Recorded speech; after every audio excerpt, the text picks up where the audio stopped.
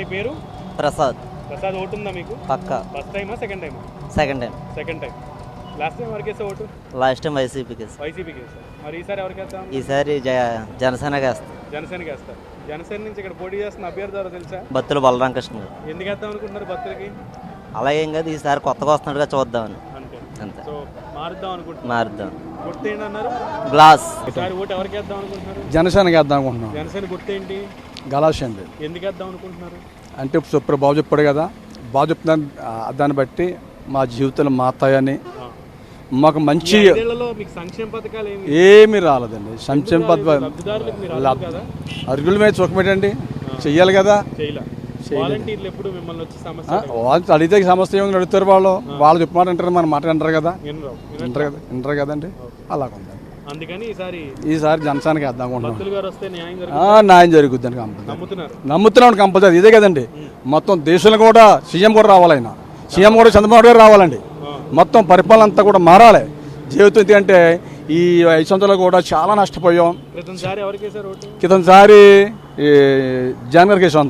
జగన్ గారికి వేసాండి, వస్తుంది మార్చేసుకున్నామండి. నా పేరు తిప్పిశెట్టి ధర్మ సతీష్. సతీష్ గారు, మీకు ఓటు ఉందా ఇక్కడ? ఉంది సార్. రాజానగరం ఉందా? మరి ఈసారి ఓటు ఎవరికి వేద్దాం అనుకుంటున్నారు? జనసేనకి వేస్తాను. జనసేన గుర్తు? జనసేనకి వేస్తా, గాజు గుర్తు. గాజు గుర్తు. ఎందుకు వేద్దాం అనుకుంటున్నారు జనసేనకి ఈసారి? బత్తుల బలరామకృష్ణ గారు ఫ్రెష్ క్యాండిడేట్ అండి.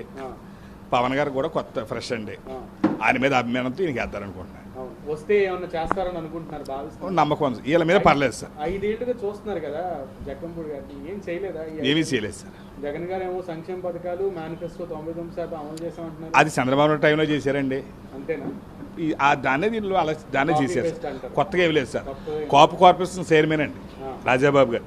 ఒక కాపు కార్పొరేషన్ రాలేదు సార్. గతంలో తెలుగుదేశం తరఫునే రాలేదు సార్. ఒక కాపు కార్పొరేషన్ కూడా రాలేదు సార్. ఆయన కాపు కూడా అవ్వండి కూడా అది సార్. అందుకని ఇక గాజు కాదు సార్. ఇప్పుడు నుంచి కాదు సార్. నేను ప్రజారాజ్యం నుంచి కూడా నేను ప్రజారాజ్యంలో కూడా నాయుడు గారు వెనకాల ఉండిపోండి సార్. అన్న, మీ పేరన్నా? వెంకటేశ్వరరావు అండి. వెంకటేశ్వర గారు, మీకు ఓటు ఉందా? ఉందండి. రాజానగరం. ఎన్నాళ్ళ నుంచి ఉన్నారు రాజానగరంలో?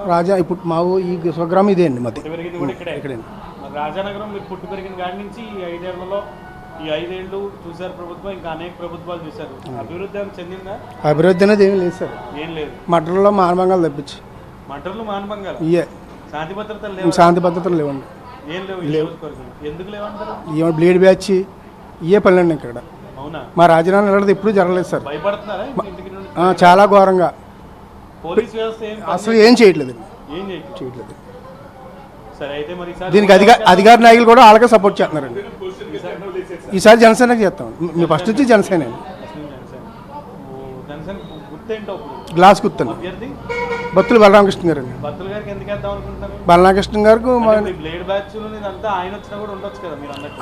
అలాంటి పనులు చేయరండి. చేయరండి. ప్రజాసేవకు అంకితం ఉంటారు.